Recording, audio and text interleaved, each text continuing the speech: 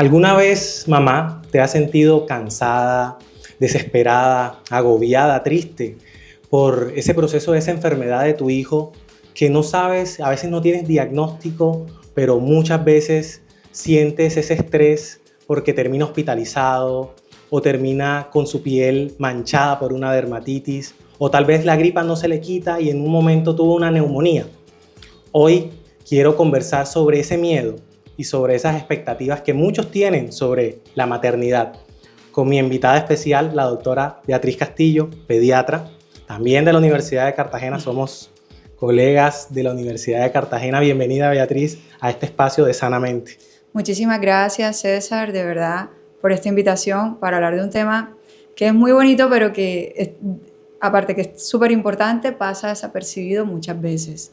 Y es que esa sensación, ese vivir, ese trasegar de las madres, de pronto queda ahí detrás de todos los síntomas y de todas las vivencias que tiene su hijo o su hija. Y la madre está llevando a cuestas un peso enorme. Sí, y por eso me parece muy importante que lo hablemos, porque probablemente después de este video, de este podcast, pues muchas dudas van a surgir más allá de verdades o de un tratamiento o darle soluciones a los problemas. Realmente queremos es visibilizar ese esfuerzo que hacen muchas mamás, ¿okay? Y pasa por desapercibido. No importa el estrato social, no importa las condiciones en la casa, si son casadas, son separadas. Realmente es un reto que exige, y esas dificultades de la crianza, y esto me estoy enfocando principalmente en las mamás, quienes son las que más escuchan y las que más nos ven, pues creo que va a ser un tema muy interesante para ellas hablar y que les estemos hablando desde nuestra experiencia y tú como mamá. Así es, tal cual. ¿Qué es lo que sienten y cómo lo pueden manifestar? Y lo importante, que lo digan, que lo hablen.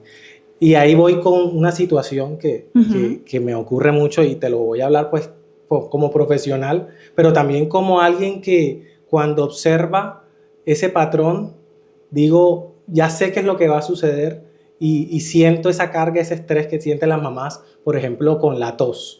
¿Okay? Entonces, un niño se enferma, tiene gripa, ¿okay? Pero está en el colegio, tiene 2 años y entró al colegio y cada 15 días gripa.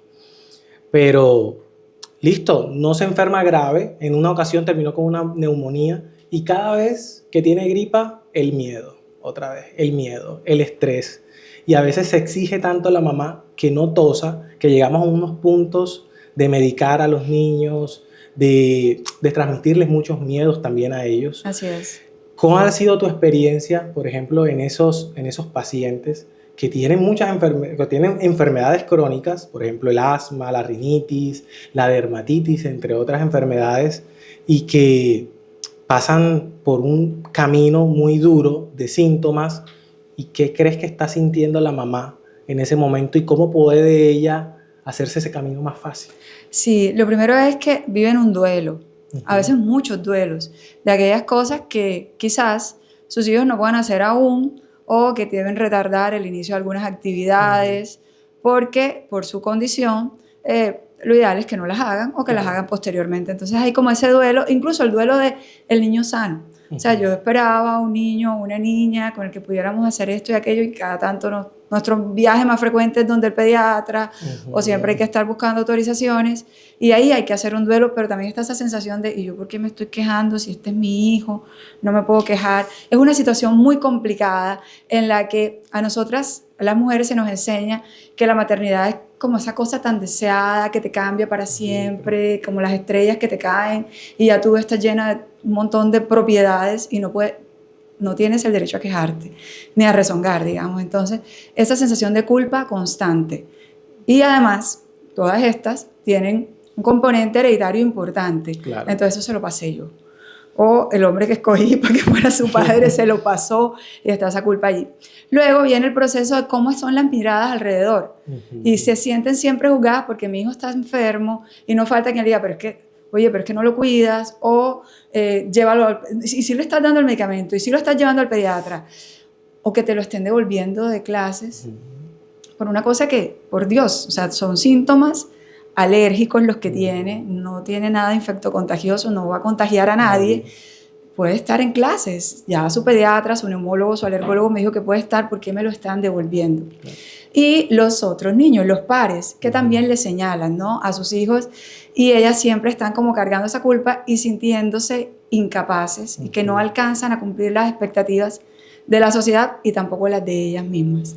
Entonces, digamos que es todo un cóctel de situaciones y de sentimientos que ellas tienen que atravesar, y muchas veces a la sombra, porque aunque incluso la normatividad de nuestro país dice, siempre revisa cómo está quien cuida, qué circunstancias tienes, está exhausto, está cansado. Hay unos test incluso que podemos aplicar al cuidador, que casi siempre es una cuidadora y usualmente es la madre, pero en general uno cuando está con un paciente se concentra en el paciente y hay una sombra encima de esa madre y carga con esto sola. Entonces además se le suma, claro está, la soledad. La soledad. Y ahí algo que mencionabas, o la palabra culpa, que yo creo que le genera una sensación a la mamá de que cualquier cosa mala que suceda con su hijo es su culpa. Tal cual. Simplemente algo que debe ser responsabilidad de alguien y todo alrededor va y cae sobre la mamá.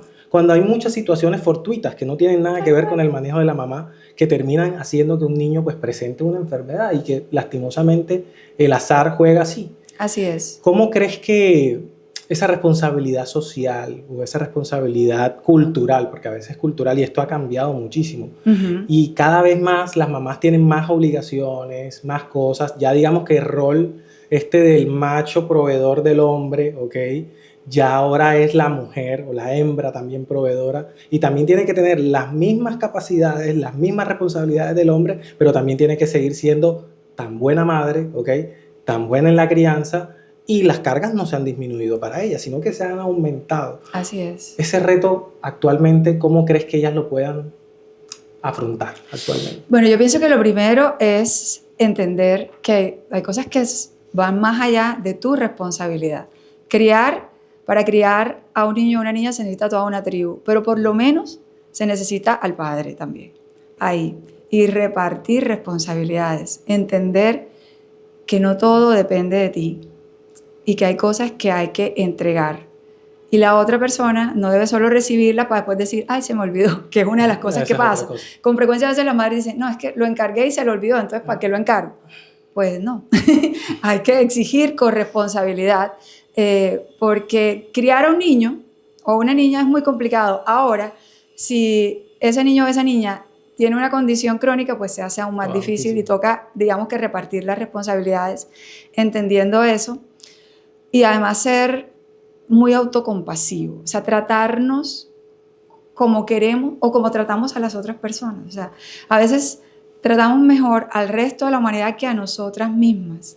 Entender que cada día trae su afán y por más afanes que hayan y por más que corramos, vamos al ritmo que vamos y las cosas suceden como muchas veces tendrán que suceder, tal cual lo explicaste tú. Se necesita tener, sí, un equipo médico en quien podamos confiar. Claro.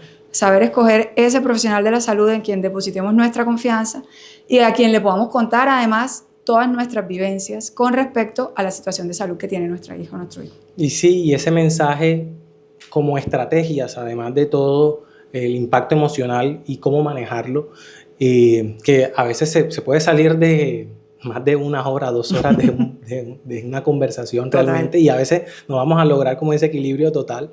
Pero creo que una ayuda muy importante, esa última que acabas de mencionar, es que se acompañen de un profesional que no solamente mire la enfermedad de su hijo, ¿okay?, y es también qué le está generando en todo el ambiente alrededor, y al final se convierta en alguien que te escuche, ¿okay? No necesitamos un psicólogo que nos diga qué tenemos que hacer, sino alguien que te sienta, que te escuche, que tenga el tiempo y la disposición para afrontar contigo, digamos, situaciones, y de pronto te dé alguna opción, no solamente en la parte de tratamiento, sino de cómo manejar esas situaciones por fuera de la enfermedad, ¿okay? Y en eso me refiero a las relaciones personales, a ese papá que de pronto todo se le olvida, a esa suegra que le está exigiendo, especialmente a pesar de que es la mamá del papá, le está exigiendo resultados clínicos a la mamá, ni siquiera al papá a veces. Así es. Entonces, mira que a veces la responsabilidad no es solamente de papá y mamá, sino que hay un concepto y hay algo cultural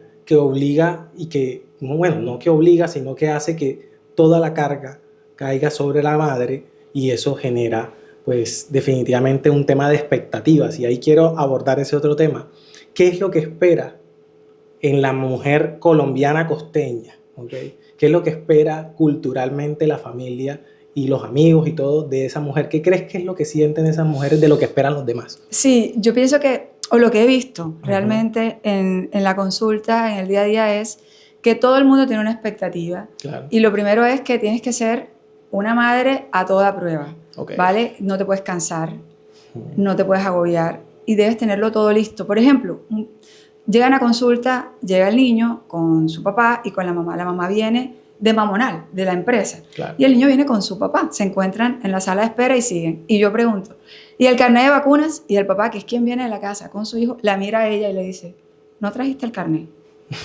Y yo particularmente Claro. siempre voy y digo, no trajeron el carnet. Ni tú, ni él. Entonces, Claro. y así, y son las amistades lo mismo, y a veces incluso las redes sociales. Hay videos que tú escuchas como que, ¿cómo te atreves a quejarte teniendo hijos si hay otras que quisieran tener hijos?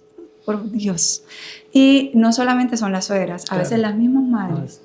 La mamá de esa mujer también le dice, Claro. yo en cambio era, yo sí tenía tiempo, es que...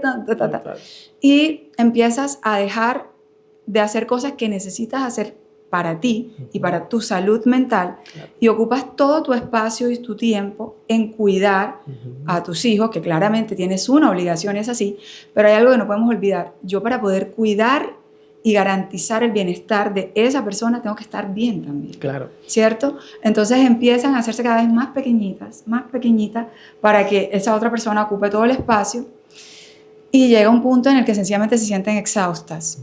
Y pasa mucho en las enfermedades crónicas, porque además sienten como que no, esto no tiene fin. O sea, ¿cuándo va a acabar? ¿Cuándo va a acabar? Y entonces hay abandonos de terapéuticas, abandonos de planes de trabajo. Y luego viene peor aún, porque entonces hay exacerbaciones y entonces soy la peor de todas. Y escucha uno una frase de, no me vaya a regañar. Porque mucha gente ya las ha regañado antes. Claro. La sociedad, las amistades, la familia e incluso colegas que lo pueden hacer. La regañan y siempre como que es tu responsabilidad. Y es. Y hemos mencionado muchas cosas como la culpa, el miedo y ese duelo que tú nos mencionas con respecto a quién deben ellas dejar ser para poder ser otra mujer. Totalmente. Quien ellas no, de cierta manera, no buscaron por el hecho de ser madre. Ellas querían seguir siendo ellas, pero ahora siendo con un rol materno.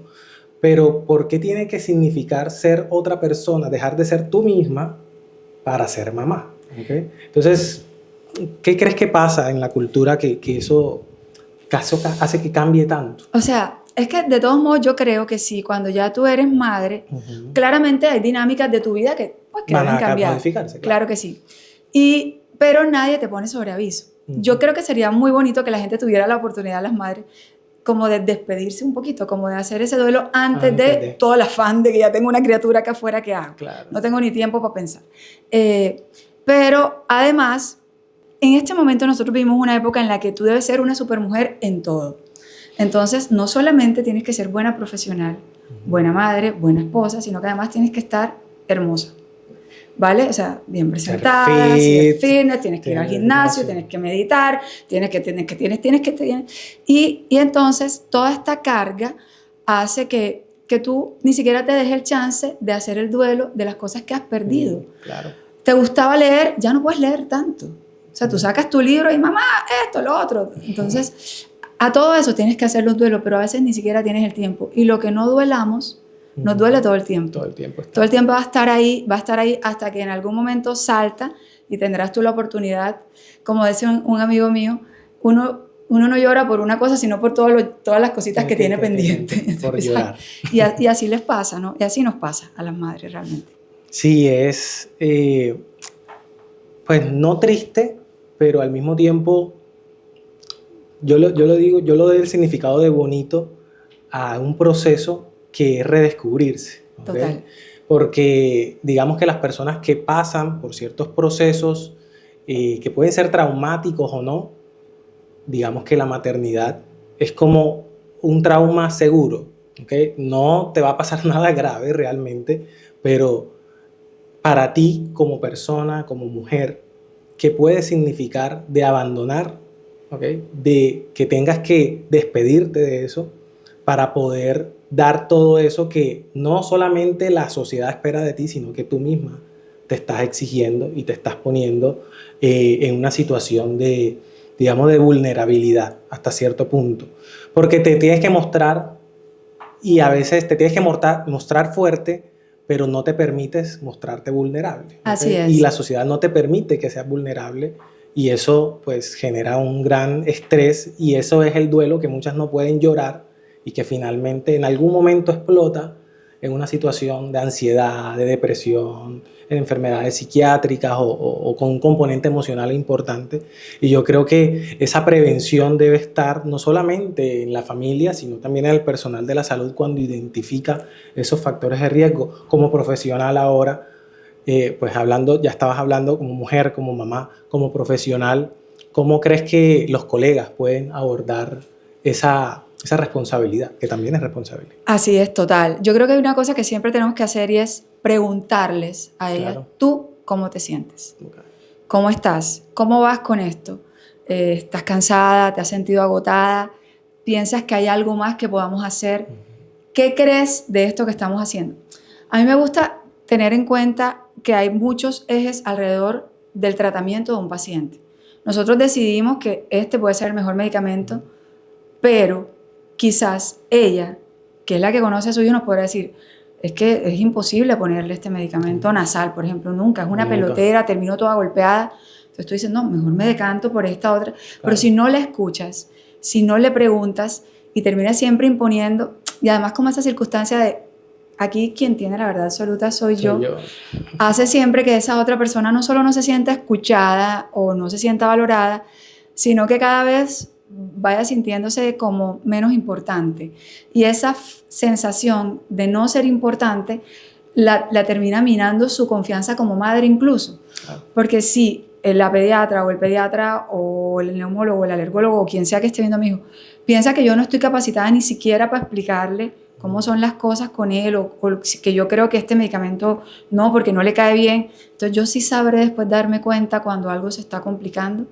Y ahí de verdad que perdemos una ventana de oportunidad muy grande en cuanto a la adherencia a los tratamientos y al final al bienestar de nuestro paciente, porque a nosotros no nos debe interesar solo que esté sano físicamente, sino que crezca con bienestar. Claro. Y eso no lo tendrá si no tiene una madre que también esté sana. Que también esté sana. Y así es. Esas situaciones de riesgo los invito a todos los profesionales a identificarlas porque no solamente provienen del hecho de ser mamá, sino también el hecho del papá, cómo también está afrontando su rol. Así es. Cómo ya esa suegra ahora es abuela y también ahora asume un rol de abuela protectora, ¿ok? Si hay hermanos o si hay tíos, todo el mundo pendiente del nuevo nacimiento y pues me llama la atención todo esto que mencionas porque, por ejemplo, recientemente recibo un caso, una mamá primeriza, viene por su primera consulta porque sospecha de que su bebé pues tuvo una bronquiolitis, que es una infección respiratoria, que los manda a la urgencia, necesitan nebulizaciones, entre otras cosas, pero se sentía como culpable ella por el proceso y estaba el papá pues muy en silencio a toda la expectativa de lo que estaba pasando. Luego, durante el desarrollo de la consulta, me entero de que ella apartó la cita por aparte, ¿okay? No le contó al papá, pero el papá se presentó al consultorio ya unos minutos antes de que ingresara ella. Miércoles. Y prácticamente se sintió como, no sé, revelada, excluido. Y obviamente ella estaba haciendo todo por su hijo y yo preguntaba, ¿qué presión debería sentir ella para hacer esto hasta escondidas del papá? Claro. ¿Cierto? Y el papá, durante toda la consulta callado, y al final lo que le decía es que tú ya estás como loca, ¿okay? Ya tú sientes que él no puede ni toser porque crees que va a terminar en la UCI y le pones inhalador y le pones... Yo dije, bueno, no sabemos si de verdad está exagerando con el tratamiento, no sabemos, pero ¿qué está sintiendo ella de ser responsable de que no pueda ni permitirse que su bebé tosa, que puede ser un proceso normal completamente y de hecho es un reflejo normal. Así es. Y sentir de que tiene la responsabilidad de ponerle un medicamento con los riesgos que eso tiene, porque hay una presión sobre ella. Entonces esto afecta también el desarrollo y el tratamiento de lo que nosotros hacemos, y yo creo que eso es una invitación también a todos a que escuchemos y dediquemos más tiempo a eso, a escuchar a quienes, por qué ponen un medicamento, por qué utilizan esto, cuál es la responsabilidad que tenemos en ese proceso, y me parece fundamental que eso lo tengamos presente en la evaluación de nuestros niños. Así es. Pero al mismo tiempo de sus cuidadores, especialmente de la mamá. Y es que yo creo que ahí en este punto que dices, en la medida en que nosotros demos información clara, amable, estarán más tranquilas. Claro. O sea, es cuando ya su pediatra le dice, mira, es que va a toser por tanto tiempo, es normal, es un reflejo para proteger su vía aérea, claro, seguramente lo va a tomar con más tranquilidad, pero si estamos callados, si nos limitamos nada más, coge, dale esto, y ni explicamos, obviamente va a tener más miedo y va a escuchar cosas que no son, o sencillamente las voces que tiene en su cabeza por tantos temores. Total, y validar esos sentimientos me parece súper importante cuando uno está hablando con los papás, y especialmente con mamá, de decirle, probablemente yo sé que sientas esto, probablemente yo sé que vas a experimentar esto, y es adelantarle al sentimiento. Tal cual. Le ayuda muchísimo al control y al efecto terapéutico que tú quieres en tu paciente. Así al final, porque al final el niño no es el que va a tomar el jarabe ni el inhalador y se lo va a poner, lo va a hacer el cuidador. Entonces depende de una sensación subjetiva que tenga el cuidador, y si el cuidador está estresado, está deprimido, está ansioso, pues se va a ver reflejado en un mal tratamiento a su paciente. No va a haber adherencia también, o sea, todos tienen más chance de equivocarse también. Claro. Es cierto. Todos estos conceptos, pues realmente no son ningunos principios universales, tiene mucho de nuestra opinión, pero un concepto bonito que es resignificar ese trauma, ese duelo. Y yo he visto pues tus videos, tus publicaciones, que por favor síganla en sus redes. Publica cosas hermosas con respecto a la crianza y se van a sentir muy, muy identificadas, pero finalmente, ¿cómo pueden, digamos, darle un sentido diferente? ¿Y por qué es tan importante darle ese sentido diferente a este nuevo proceso y a estos nuevos retos que están afrontando como mamá y como cuidadora de un niño que tiene una enfermedad crónica? Sí, yo creo que lo primero es saber y entender que esa es otra persona. O sea, no es una extensión de ti, es otra persona, y en el momento en que hacemos también ese duelo, o sea, salió de mí, pero no es una extensión mía, tiene su propia vida. Ahí ya empieza uno como a entender que hay cosas que se salen de nuestro control. Y segundo, que esa enfermedad crónica que tiene, pues tampoco depende de ti. Está en ti, sí, llevarle, cuidarle, cumplir con las recomendaciones que te dan, tener un buen equipo que te acompañe. Pero si hacemos esas dos cosas, seguramente va a ser menos difícil y podrás resignificar cada una de estas vivencias y entender, es la vida de mi hijo. Yo estoy aquí para ayudarle a que al final viva su vida como mejor pueda hacerlo.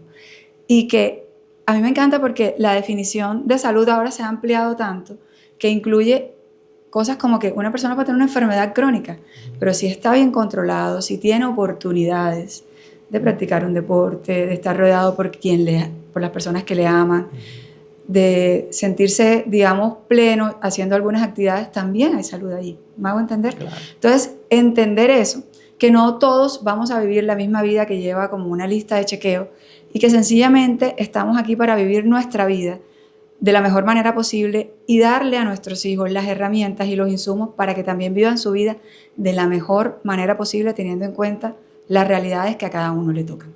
¿Vale? Ok, de verdad, no creo que haya, digamos, una mejor conclusión que eso que acabas de mencionar, y es empezar a modificar ciertos patrones de pensamiento, y no los de los demás, sino cómo te afectan esos patrones a ti, porque eso es lo que va a generar finalmente el estrés, las expectativas, la culpa, el miedo, y es una invitación a que pues se dejen acompañar por profesionales como Beatriz, por ejemplo. Cuéntanos dónde te pueden encontrar en tus redes o dónde está tu consultorio para su atención. Mi consultorio está en el Centro Médico Boca Grande, consultorio 607, es en el 6º piso. Y tengo Instagram, que es @BeatrizCastillo, pediatra. Y bueno, allí van a encontrar de todo tipo de información sobre pediatría en general, pero también sobre mucha crianza, porque creo que la crianza dura supuestamente muy poquito, pero nos acompaña toda la vida. Y necesitamos muchas luces al respecto, entonces por eso me gusta mucho hablar de ese tema allí. Y a mí me encanta escucharla porque realmente nos vuelve, digamos, una bocanada fresca de cómo debe ser la crianza en la actualidad, en la modernidad, y eso cambia. Y esto ha sido el objetivo por el cual queremos pues conversarles el día de hoy sobre este tema. Así que esto ha sido Sanamente por el día de hoy. Muchas gracias, Beatriz. A ti, César, de verdad, por acompañarme. Espero que sea una de muchas, porque ha sido un tema que tiene mucha tela por cortar. Y por favor, déjenos sus recomendaciones, sus comentarios en este video. Y los esperamos pronto en una nueva versión de Sanamente.